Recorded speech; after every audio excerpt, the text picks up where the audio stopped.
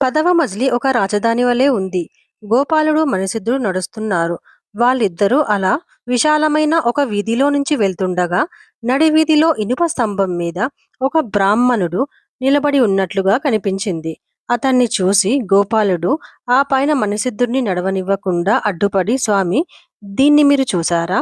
ఇంత పొడవైన ఉక్కు స్తంభం మీద నిలబడి ఆ బ్రాహ్మణుడు కదలకుండా ఈ పట్టణం వింతల్ని చూస్తున్నాడా ఏమి అని అడిగాడు.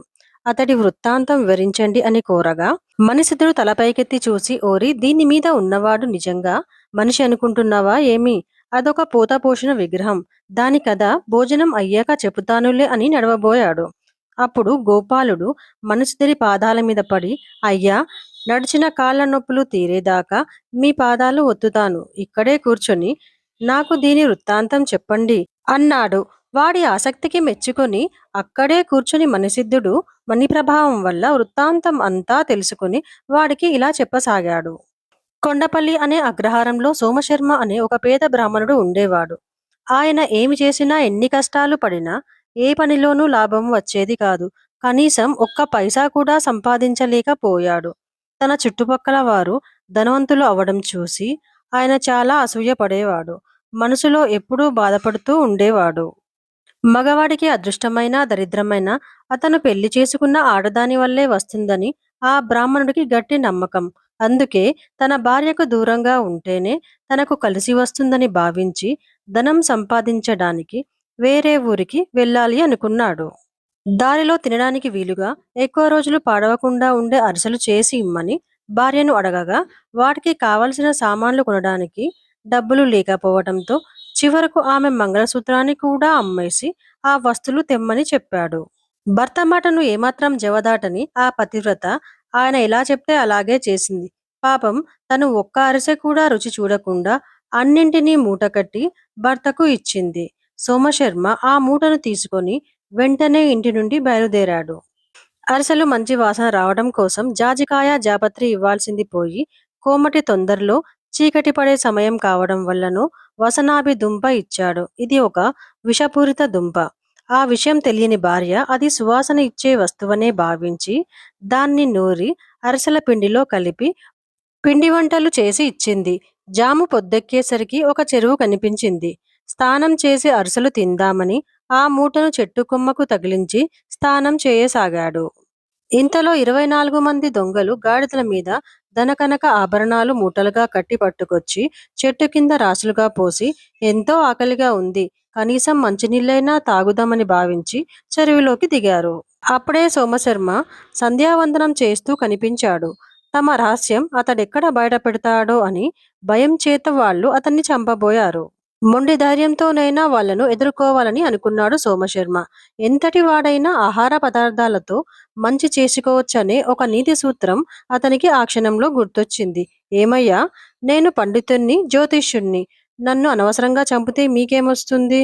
మీరు ఇక్కడికి వస్తారని, ఆకలి మీద ఉంటారని నా జ్యోతిష ప్రభావంతో గ్రహించి సరిగ్గా మనిషికి ఒక అరిస ఉండేలా జాగ్రత్త పరిచి తీసుకొచ్చి ఆ చెట్టు కొమ్మకు తగిలించి ఉంచాను. ఈ బీద బ్రాహ్మణుడు అంతకంటే మీకేమి ఇవ్వగలడు అనేసరికి ఒక దొంగ చెట్టు కొమ్మకు తగిలించి ఉన్న మూటను విప్పి చూడగా అందులో సరిగ్గా 24 అరిసెలే ఉన్నాయి. అతని దివ్యజ్ఞానానికి ఆశ్చర్యపోయి సోమశర్మని తమ గురువుగా ఉండమని కోరారు. సరే అన్నాడు అతను. వారు ఆ చెరువులో స్నానం చేసి కత్తులన్నీ ఒక చోట కుప్పగా పోసి ఒక్కొక్కరు ఒక్కొక్క అరిసె తిని నీళ్లు తాగి పడుకున్నారు. అరిసెల్లో ఉన్న విషం తలకెక్కి నిద్రలోనే ప్రాణాలు వదిలేశారు. వారి మరణానికి ఆశ్చర్యపోయిన సోమశర్మ చాలా సంతోషించాడు. దైవమే నాకు ఈ ధనం ప్రసాదించింది, కానీ ఈ ధనాన్ని ఇంటికి ఎలా పట్టుకెళ్ళాలి? ఎవరినైనా సహాయం పిలుద్దామంటే వాళ్ళు భాగం అడుగుతారు. చూడబోతే ఇది రాజుగారి ధనంలా కనిపిస్తుంది. వాళ్ళకి తెలిస్తే నా పని పడతారు. ఏం చెయ్యాలి అని ఆలోచిస్తూ ధనం చుట్టూ తిరగసాగాడు. అంతలో రాజభటులు వస్తున్నారు. సోమశర్మ ధైర్యం తెచ్చుకుని పహారా కాయసాగాడు. ఎవరు నువ్వు? ఈ ధనం సంగతేమిటి అని అడిగారు వాళ్ళు. సోమశర్మ, మీరెవరు? ఇక్కడికి దేనికి వచ్చారు అని ధైర్యంగా ప్రశ్నించాడు. మేము భూరిశ్రవుడి రాజభటులం. ఈ ధనం మా కోట నుంచి దొంగలు దొంగిలించారు అన్నారు వాళ్ళు. నేను సోమశర్మ అనే బ్రాహ్మణుడిని. నాకు దైవబలం ఉంది. భూత భవిష్యత్ వర్తమానాలు చెప్పగలను. ఈ దొంగతనం గురించి నాకు ముందే తెలిసి ఇక్కడికి వచ్చాను. ఈ ధనాన్ని పంచుకుంటున్న దొంగలను చంపేశాను. మీరంతా అశ్రద్ధగా ఉండబట్టే కదా ఈ దొంగతనం జరిగింది. నేను రక్షించకపోతే ఈ దొంగలే ధనం యావత్తు తీసుకొని వెళ్ళేవాళ్ళు.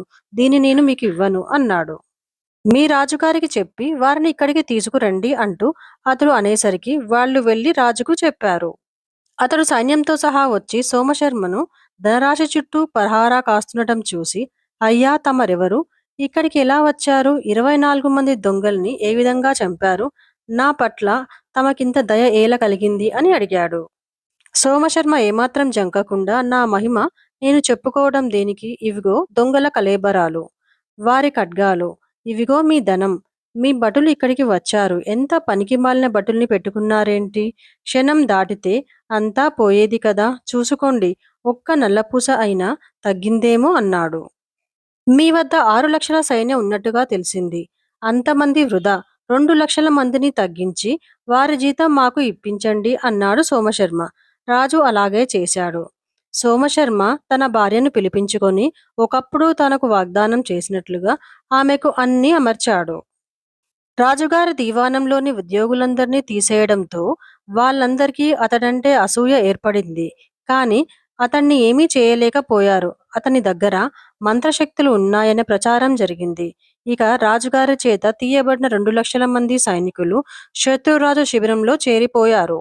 ఇదిలా ఉండగా ఒకరోజు కొందరు వచ్చి, మా గ్రామానికి సింహం వచ్చింది ప్రభు, మనుషుల్ని జంతువుల్ని తినిపోతుంది, మాకు ప్రాణభయంగా ఉంది అని మొరపెట్టుకున్నారు. రాజు సింహాన్ని చంపడానికి యోధుల్ని పంపబోగా మంత్రి సోమశర్మ మీద ఉన్న పగని తీర్చుకోవడానికి అదే తగిన అవకాశం అని భావించి, మన దగ్గర సైన్యం అంతంత మాత్రంగానే ఉంది, దొంగల బారి నుంచి మనల్ని కాపాడిన, ద్రవ్యాల్ని ఉద్ధరించిన మహానుభావుడు ఉండనే ఉన్నాడు గదా, మనకి చింత దేనికి, ఆయన్నే పంపండి అని సింహాన్ని వధించడానికి అతన్ని పంపించడానికి పురికొల్పాడు.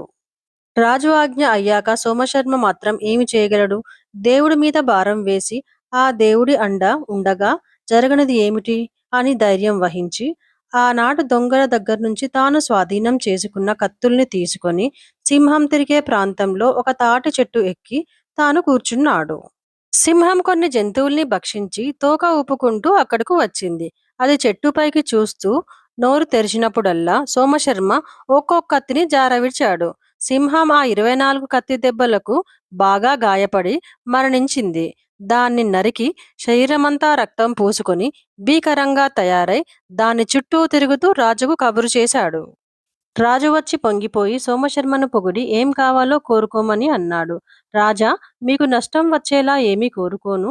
మన సంస్థానంలో పనీపాటు లేని సైన్యం 4 లక్షల మంది ఉన్నారు. వారిలో 2 లక్షలు తగ్గించి ఆ జీతం కూడా నాకు ఇవ్వండి చాలు అన్నాడు. రాజు అందుకు అంగీకరించాడు. సోమశర్మ మీద ఉన్న గౌరవం అంతకు ముందు కంటే అధికం అయింది. సోమశర్మ సింహం చర్మాన్ని, కత్తులని భద్రపరిచాడు. ఆ తర్వాత రాజాస్థానానికి సంబంధించిన సర్వ కార్యాలు అతని చేతుల మీదుగా జరగసాగాయి. మంత్రికి అసూయ ఇంకా పెరిగిపోయింది. రాజు చేత తీయబడిన ఈ సైనిక బృందం కూడా శత్రుపక్షం చేరింది. అప్పుడు శత్రురాజు భూరిశ్రవుడి దగ్గరకు యుద్ధ ప్రాతిపదిక పంపాడు. శత్రురాజు కయ్యానికి కాలు దువ్వుతున్నాడన్న వార్త భూరిశ్రవుణ్ణి వణికించింది.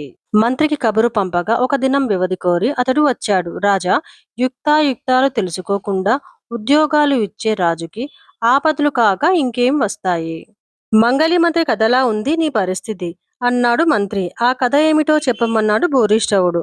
మంత్రి ఇలా చెప్పసాగాడు.